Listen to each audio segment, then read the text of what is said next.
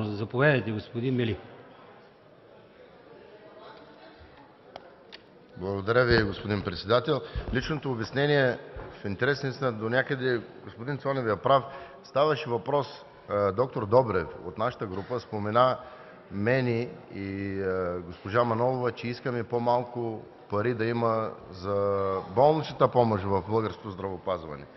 И затова давам лично обяснение. Нито аз искам по-малко пари за болничната помощ, нито Манолова, аз не съм питал госпожа Манолова, нито някой от тая зала или извън тая зала.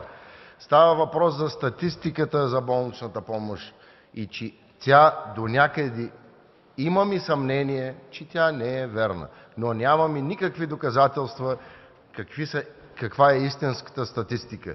И целият спор в момента, който се върти около бюджета на Здравната каса, е спор за философията на правене на бюджета. Как да се направи бюджет.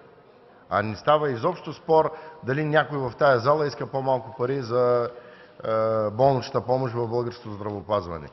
Бюджета Вие сте го оформили, това са цифрите, които Вие сте ги сложили, ние не сме съгласни и си вадим нашите доводи.